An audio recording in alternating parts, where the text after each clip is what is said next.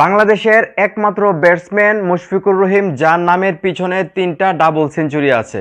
বাংলাদেশের আর কোনো ব্যাটসম্যান এই কীর্তি বা এই ইতিহাস করতে পারে নাই।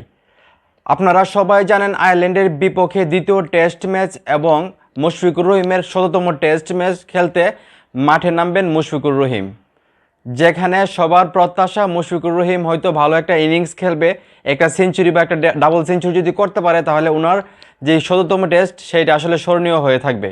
আর যেটা বলেছিলাম, বাংলাদেশের একমাত্র ব্যাটসম্যান হিসেবে 3টা ডাবল সেঞ্চুরির মালিক মুশফিকুর রহিম, যিনি শ্রীলঙ্কার বিপক্ষে করেছিলেন একটা ডাবল সেঞ্চুরি এবং বাকি 2টা ডাবল সেঞ্চুরি করেছিলেন জিম্বাবুয়ের বিপক্ষে। এবার দেখার বিষয়, আয়ারল্যান্ডের বিপক্ষে ১৭তম টেস্ট ম্যাচে মুশফিকুর রহিমের যে ব্যাট, সেই ব্যাট হাসে কিনা এবং উনি ভালো একটা স্কোর করতে পারে কিনা, এবং বাংলাদেশ ক্রিকেট টিম আসলে আয়ারল্যান্ডের বিপক্ষে মুশফিকুর রহিমের ১৭তম টেস্ট ম্যাচটি জিততে পারে কিনা। তো এখন এই মুহূর্তে যারা আমার এই ভিডিও দেখতেছেন, আপনাদের কি ধারণা বাংলাদেশ কি পারবে মুশফিকুর রহিমের ১৭তম টেস্ট ম্যাচটি জিতে আসলে মুশফিকুর রহিমকে একটা ভালো উপহার দিতে? সেটা অবশ্যই কমেন্ট করে জানাবেন। ভিডিওটা ভালো লাগলে অবশ্যই শেয়ার করবেন।